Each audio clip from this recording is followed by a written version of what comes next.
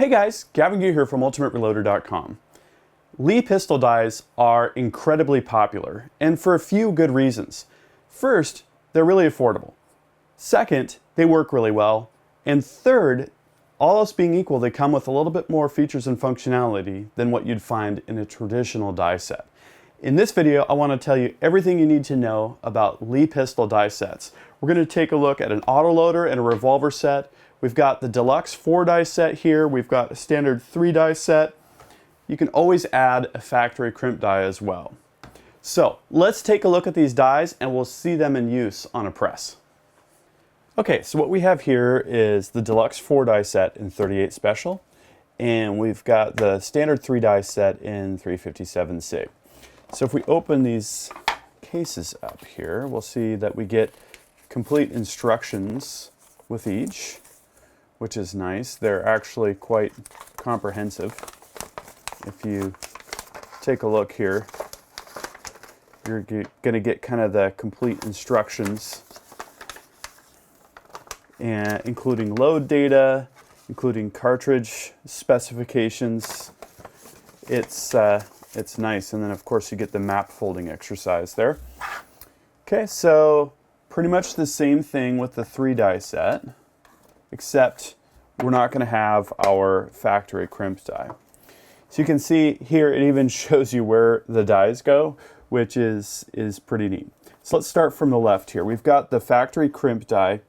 Now the factory crimp die is something that most reloaders can agree on. It works really, really well. It's easy to adjust, it's easy to set up.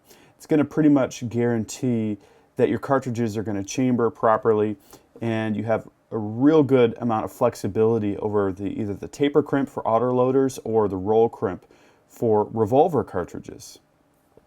And then we have the powder through expanding die. This is a funnel adapter here. You can see that it comes with.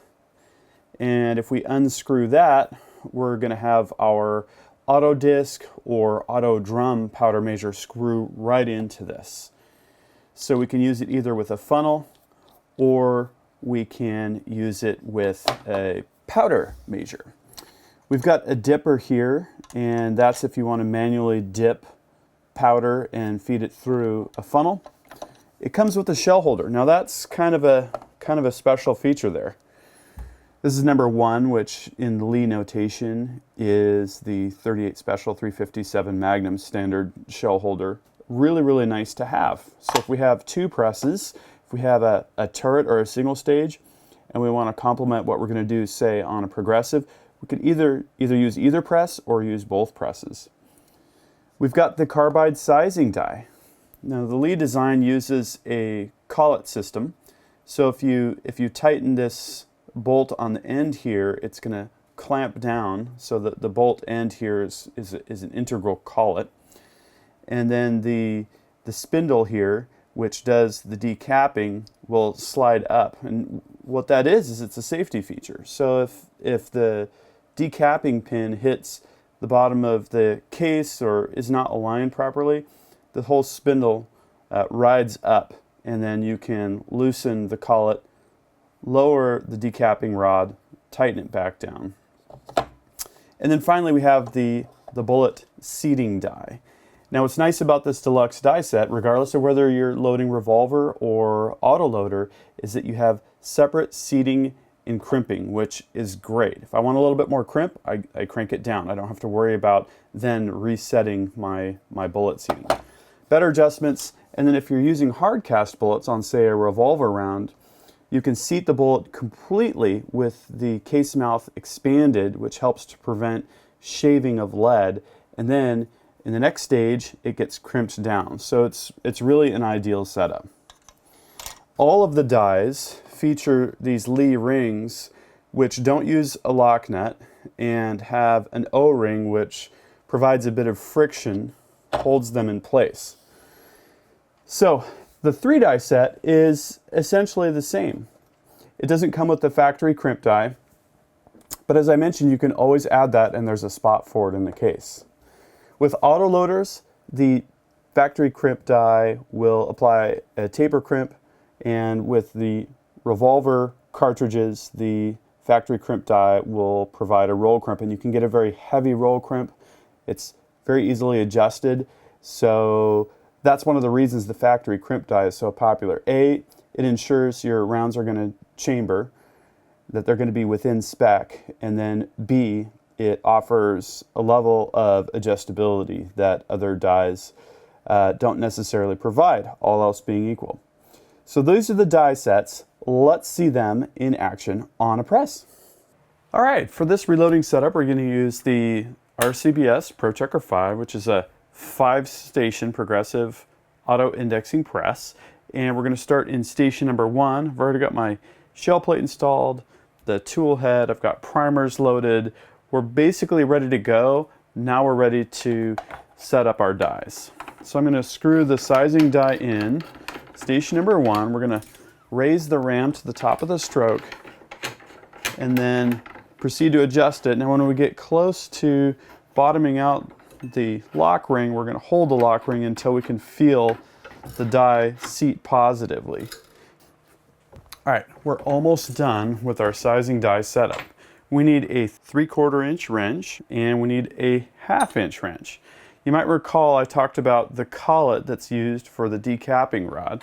Well, with the 3/4 inch wrench, we can hold on to the die body. With the 1/2 inch wrench, we're going to tighten this collet because I just did a hand tightening job. And if we snug it down just a little bit, it'll still be able to slide up if we encounter any issues. And then we can loosen it, drop it back down flush just like it is now, retighten it. So that's our sizing die setup. Next comes the powder through expanding die.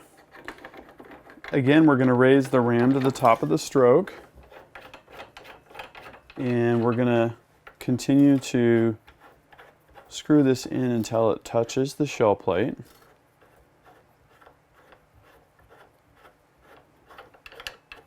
Okay, I can feel that now, and we're not bottoming out against the lock ring. And then we turn one complete turn back, then adjust the lock ring to snug it down. Now, since I'm not going to use a funnel, I'm going to use the Lee Auto Drum powder measure. I'm going to take out the funnel adapter. Later, when we set up the powder measure, we can raise and lower the die to adjust the amount of flare we get on the case. Next comes the bullet seating die. So I'm going to back out the seating plug a little bit. I've got a piece of 357 SIG brass here, which is what we're going to be loading. I'm going to put that in the shell plate, start to screw the die in, back the lock ring off a little bit here, raise the ram, and then we're going to screw this in until we contact the case mouth. Okay, I can feel that right there. It's not a totally exacting die adjustment at this point. And then when we start to load, we'll screw the seating plug down until we get just the right seating depth for our bullet. Next comes the factory crimp die. Now there's two basic styles of factory crimp die. This one employs a collet. There's also a style that employs a ring, both for autoloader and for revolver, primarily the straight wall cases.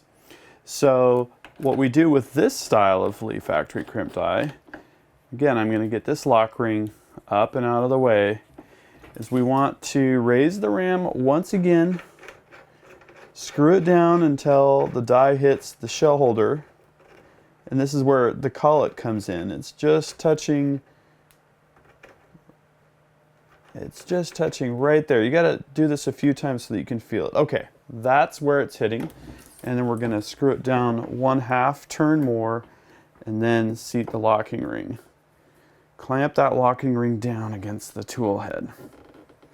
Okay, at this point, and you notice I like my tool heads slightly loose so they can float and align perfectly concentric with the cases as they come up during progressive loading. This completes the basic setup. Okay, so I got all my dies dialed in. The sizing depriming die was good. The powder through expander had to come up just a little bit to ease off on the neck tension. The bullet seating depth was dialed in precisely to the cartridge overall length specifications that I desired. And then the factory crimp die, I had to take that initial adjustment and add a little bit more crimp 357 SIG is always a little bit of a challenge with neck tension, and I was able to dial it in. My bullet doesn't move when I push on it, which is good. So now we're ready for progressive loading.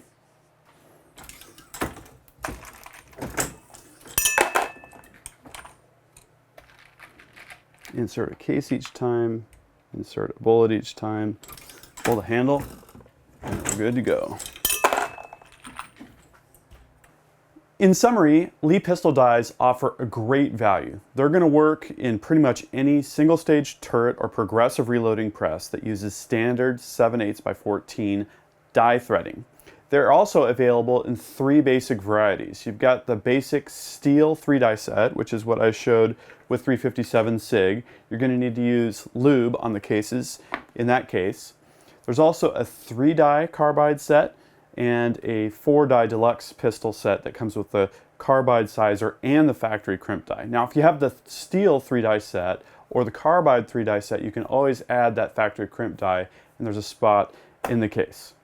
So that was a lot of fun. If you're looking for a great value in pistol dies, check out the Lee pistol die sets. If you liked this video, please give it a thumbs up. And if you don't want to miss any of the action on ultimatereloader.com, please subscribe to my channel. Until then, happy reloading.